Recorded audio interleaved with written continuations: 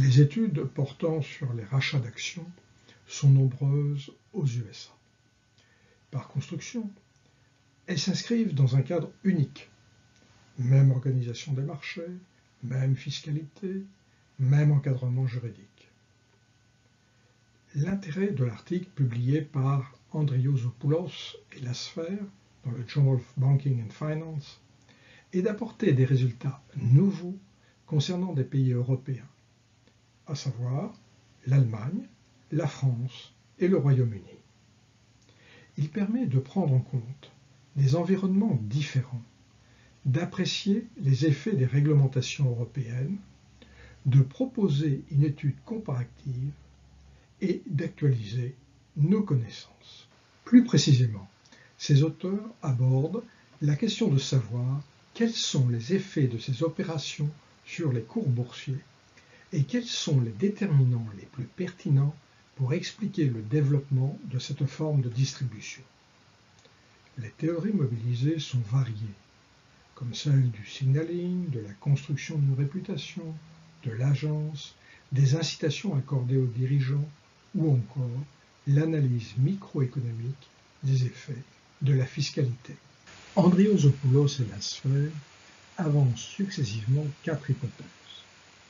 Selon la première, le droit britannique étant plus protecteur des intérêts des actionnaires, on peut s'attendre à ce que les dirigeants des entreprises de ce pays œuvrent plus dans l'intérêt de leurs propres actionnaires. Les effets positifs d'annonces de rachat devraient être plus marqués au Royaume-Uni qu'en Allemagne ou en France. Lorsqu'une entreprise annonce des programmes de rachat d'actions en série, on peut s'attendre, selon l'hypothèse 2, à ce que le contenu informationnel et donc l'effet sur le cours boursier soit plus important lors de l'annonce initiale que lors des suivantes. En 2003, une directive européenne, transcrite dans les années suivantes dans les réglementations nationales, encadre les opérations de rachat et vise à améliorer la transparence des opérations. Selon l'hypothèse H3, les auteurs attendent de sa mise en place une diminution de l'asymétrie d'information et donc une moindre réaction des cours boursiers. Enfin, une 4e hypothèse, H4, concerne le cas spécifique du Royaume-Uni. Avant 2003, il était impossible pour une entreprise de détenir en treasury stocks les actions rachetées. En supprimant cette interdiction, les autorités britanniques ont procuré aux sociétés de moins bonne qualité la possibilité de racheter leurs actions sans détériorer la structure de leurs passifs. Ceci est de nature à brouiller le signal envoyé par le programme de rachat. L'effet informationnel devrait donc être plus faible. L'étude porte sur la période 1997-2006. Elle est donc antérieure à la grande crise, mais comprend l'éclatement de la bulle Internet.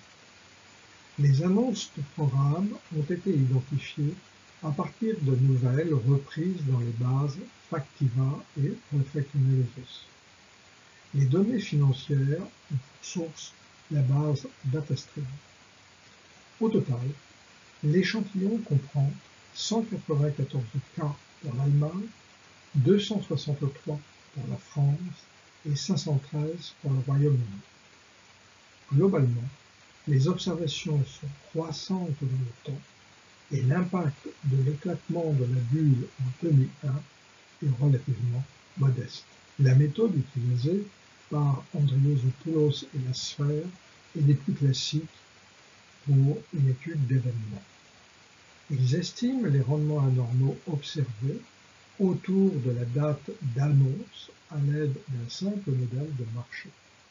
Ces rendements anormaux sont cumulés à l'intérieur d'une fenêtre -20 plus 20 jours autour de l'annonce ou encore dans certains cas sur une fenêtre plus étroite -1 plus 1 jour. Les programmes sont segmentés. entre les programmes dits initiaux et les programmes subséquents. Un programme est dit initial si aucun autre programme n'a été annoncé dans les 3 ans qui ont précédé. Les auteurs attendaient des résultats pour le Royaume-Uni proches de ceux observés aux États-Unis, et des résultats plus faibles à la fois pour l'Allemagne et la France. Les résultats obtenus sont quelque peu différents.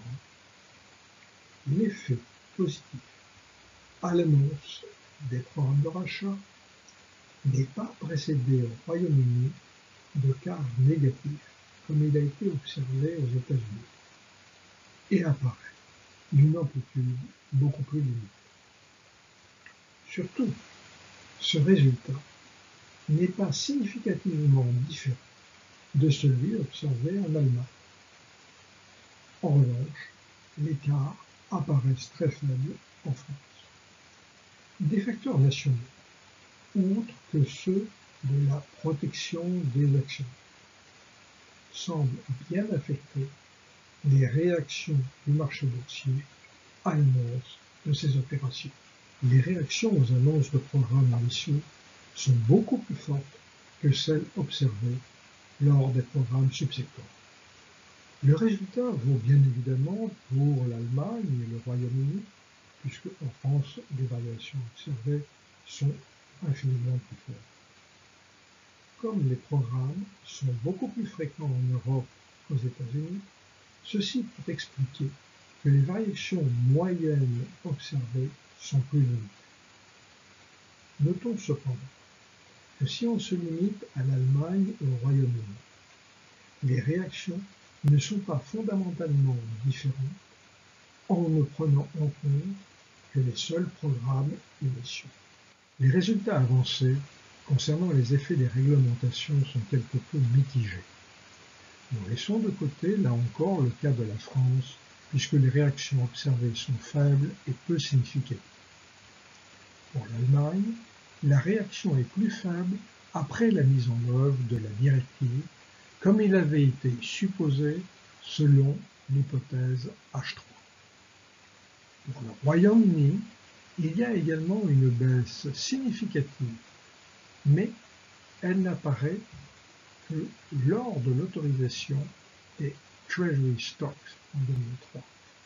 Et la baisse observée lors de la mise en œuvre de la directive par la suite n'est pas significative. Il faut cependant noter que les effectifs des sous-échantillons ne sont pas comparables avant et après la mise en œuvre de la directive. Rien ne garantit donc que ces résultats ne tiennent pas éventuellement à d'autres facteurs. Une étude multivariée explicative des CAR confirme les résultats précédents. De plus, elle suggère que les réactions sont moins fortes pour les firmes de grande taille, moins d'asymétrie d'information, et plus fortes pour les jeunes firmes du Neue Markt. Elle ne soutient pas la thèse expliquant le recours au rachat pour résoudre des conflits d'agence, l'effet des cash flows négatifs, les mesures de gouvernance sont sans effet significatif. Enfin, si l'annonce produit des effets plus marqués après une longue période de résultats boursiers médiocres, elle n'est pas précédée par une dégradation à court terme du cours boursier. En conclusion, les effets des annonces de rachat en bourse ne sont pas homogènes en Europe, et le seul critère de la protection des actionnaires n'est pas suffisant pour expliquer les différences, contrairement à ce qui est souvent suggéré dans la littérature financière. Allemagne et Royaume-Uni apparaissent peu différents, alors que les variations de cours sont très limitées en France. En revanche, les contenus informationnels semblent fortement influencés par la périodicité des annonces. En Europe, les programmes sont fréquents et seuls les initiaux ont un impact sensible. Enfin, la mise en œuvre d'une directive européenne pour améliorer la transparence des opérations ne se traduit pas par une modification forte et homogène des réactions des marchés aux annonces de rachat. Il faut cependant interpréter avec prudence ce dernier constat. De nombreuses dispositions existaient déjà dans les droits nationaux de ces trois pays, et l'innovation était peut-être limitée. Ceci n'interdit pas de s'interroger sur l'efficacité d'une telle directive.